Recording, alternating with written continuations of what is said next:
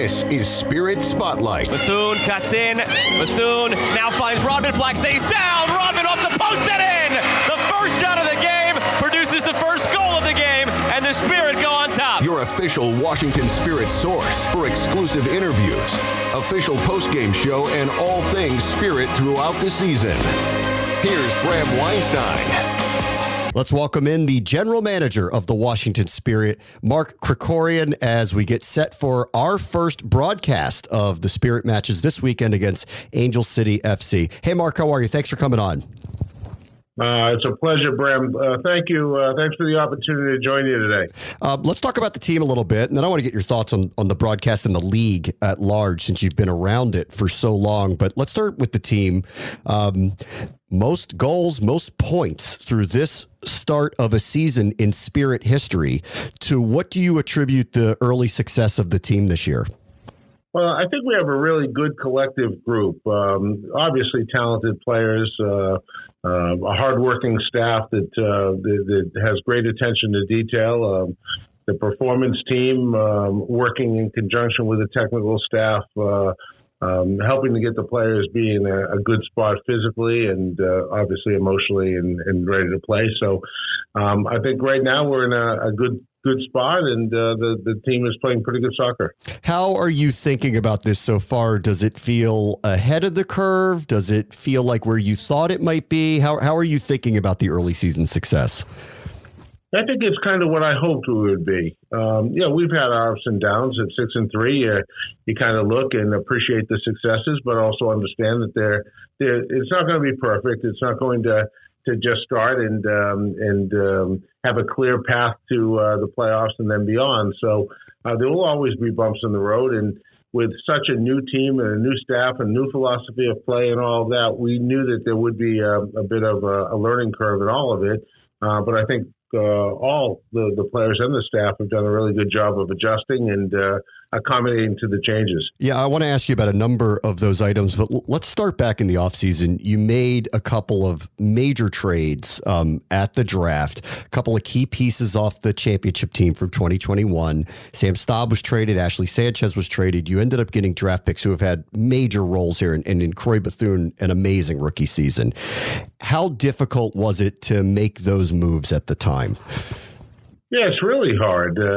I know that when you're losing players of that caliber, it's challenging. But what we also know is that you have to give something to get something. And, we feel very good about the players that we've picked up. And on the other side of that, it's nice to watch Sam and Ashley Sanchez go out and perform well for their new clubs and continue to grow in their roles. But for us here in D.C., we feel really good about the players that we have, and that the foundation is now being set for future success. So let's talk about some of those rookies. Croy is having just an outstanding season. Obviously would be a front runner for Rookie of the Year. 8 points, 4 goals, 4 assists. Those numbers are amongst the best starts in league history for any rookie. What do you attribute to her fitting in so well and being so effective so soon in her career? Well, I think there are a lot of elements to it. First of all, Croy sees the game differently than a lot of players have. An extra sense, a little bit more vision than many of the other players. And, for me, I've always thought that the greatest compliment you can give is that a player makes everyone else around them better. And I find that to be the case with Croy. She knows how to take advantage and use the different physical dimensions that some of our players have and technical quality that some of the players have. And, if you have a player that's always putting the ball away from pressure at the proper foot, giving them that extra second of time to be able to process the game, they're going to make everyone better, and your opportunity for success will grow. And Croy is one of those players. Her personality is interesting too. We were hanging around the facility, and she has kind of a humble nature to herself, but everyone seems to know she knows she's good. So there seems to be this balance of she knows she fits in, she knows she's really good, but she has this kind of humble nature to herself. She does. She has a quiet confidence, and it's really an attractive quality, right? I mean, sometimes when players that are a little bit special come in, they can kind of turn their teammates off or the staff off. That's not been the case with Kroy. She's come in with great humility and a willingness to work hard and listen and learn and get better and grow together with her teammates. And, we have some teammates that are far older than she is, yet she's come in and she showed the respect to those players as well as the younger players. So, she's done it on the field, but in the locker room as well. She was the 3rd overall pick. The 5th overall pick was Hal Hirschfeld, and she's really fit in and played a major role as well. Can you talk about her? Yeah, I think Hal is vital. I had a chance to see Hal play an awful lot over the years, and always left feeling that she was a big, big, big talent. And sometimes she's one of these that's a little bit underappreciated.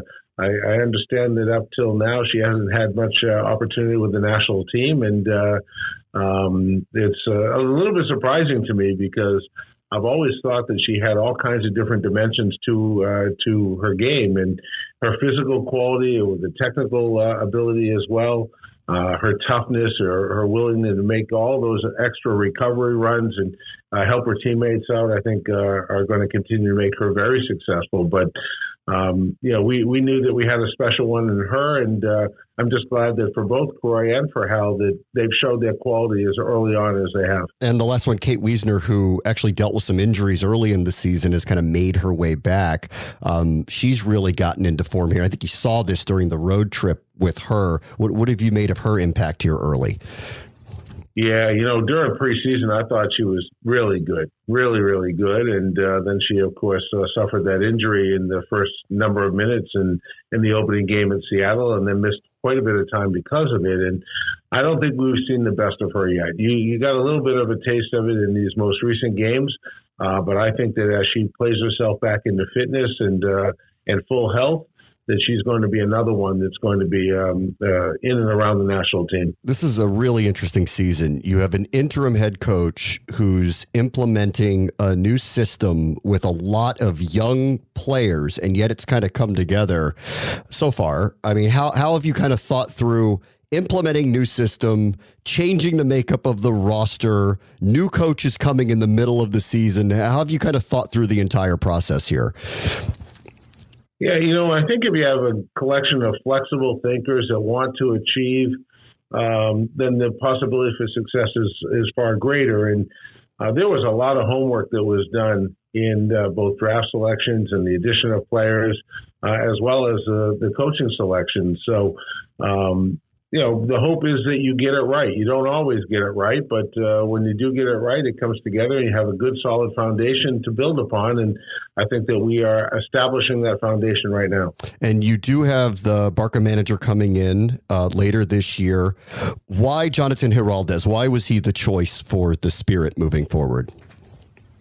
It became pretty clear. We wrote a game model here of the way that we wanted to play, and one of our really smart young guys, James Hawkin, who heads our analytics, kind of put an algorithm to this game model, and the Barcelona team and Jonah and his group were right on the top in terms of who was going to play the style of soccer that we wanted to play, who best fit the vision of the soccer that we want to play. And Jonah was the guy, and the Barcelona team was the model of a beautiful possession style of soccer. And we're getting there. It's nice to watch and getting better, and it will continue to grow as the staff and players continue to grow together. It was interesting. I was getting ready for the match against Angel City, and I thought maybe the most striking stat that I saw was Washington has completed 700 more passes than Angel City, which I think is a